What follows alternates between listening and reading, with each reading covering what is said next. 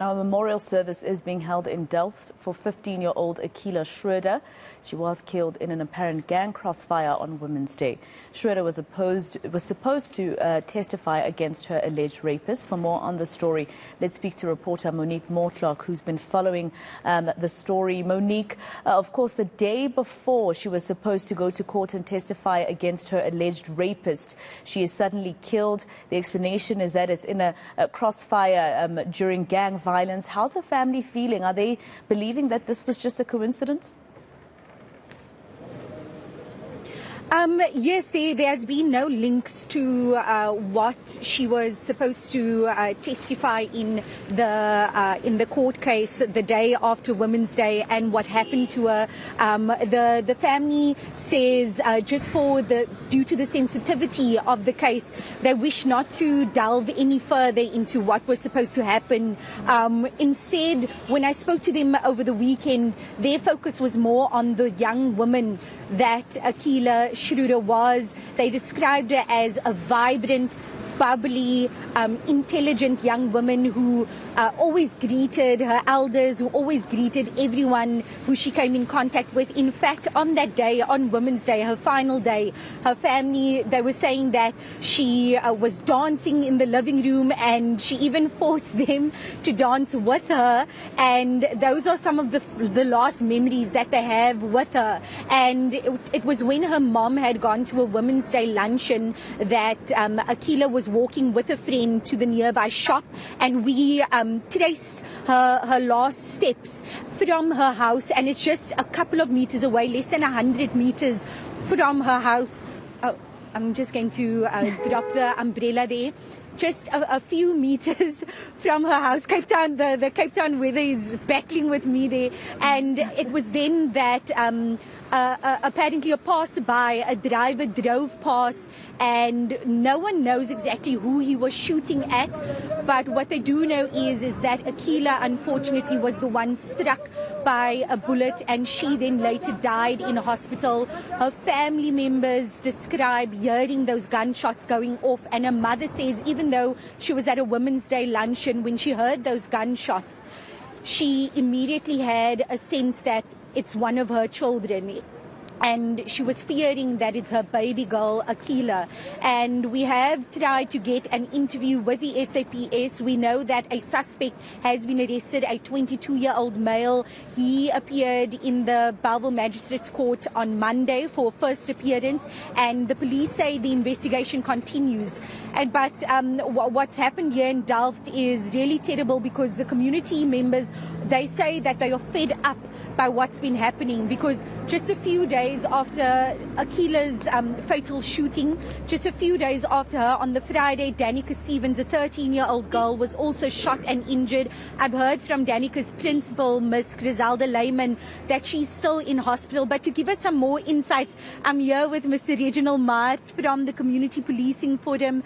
Thank you very much for joining us on this cold and wet day, Mr. Mart. I know that you've had a busy couple of days. In fact, over the weekend, you were in intense meetings, closed-door discussions with the Provincial Police Commissioner, and I'm sure what's been happening over the last couple of days have been discussed. Yes, good morning. My name is Reginald Mart. I'm the chairperson of the Community Policing Forum for Delft, also the Blue Downs cluster. Currently, we're moving now over to the district model, so that was partly of our meeting with the Provincial Commissioner, that all the stations will now be clustered together and we will form then the districts. So we are now moving into different districts. But currently for Delft, you look at the spike of crime that's happening in Delft. For us as a community policing forum is worrying. The community is saddened with what's happening, because it's young children that we're losing now in this crossfires and also this gang violence that's currently happening in Delft. You know, Delft is a big community. It's a city, like I normally say, it's a city on its own. We've got different crime, we've got different communities within the Delft area. Delft is a quite big area, I think, for this police station to cover. With the resources they have, the extra resources coming from the Provincial Commissioner, and I want to acknowledge the Provincial Commissioner and also our cluster, our District Commissioner, General Beaton, for giving us more forces on weekends and also during the week to make sure that Delft is flooded with police, with our rife crime currently in the area. And sir, tell me, what exactly is the strategy? Is there a strategy from the police side, from CPF side, in tackling these brazen criminal elements? Because the shootings that happened last week, they happened in broad daylight. Yeah. There's a lot of strategies. We have set round table, the Community Policing Forum, together with SEPs, and see how best we could. But like I said, with our resources, crime is not only in one area. We've got 5 sectors within the Delft area. So it's when you put all your resources into one area, crime spills to the other area. When we had a shooting in The Hague last week, so all the forces was put into The Hague, and then currently it spikes down to Roosendaal, where a learner was shot at USAFE. So if you saw in the split second how many of the police that was on the scene, it shows me that they were all over in the area. But when you're on the one side, it happens on the other side, and that is it. But there is, us as a Community Policing Forum, together with our neighborhood watchers, a memorandum was handed over by the neighborhood watchers and the community of the Hague area last week to the station commissioner. I was part of that, where neighborhood watchers and community leaders said enough is enough, and we are appealing on our community at large to come forward with information, come forward and join us, so that we together say enough is enough, and as a community stand up against this rife shootings that's currently happening in Delft. Thank you very much. That was Reginald Mart from the Blue Downs cluster, the Community Policing Forum, just speaking to us there about some of those plans that the SAPS has.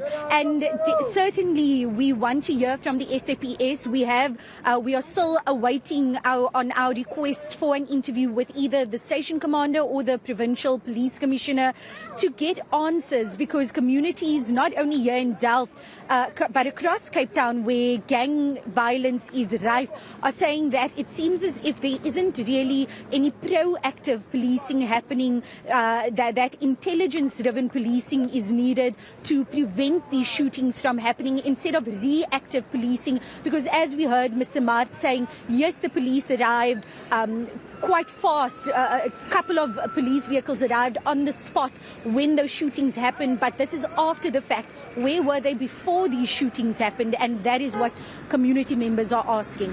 All right, Monique Mortlock in Delft, live for us there. Let's leave it there for now.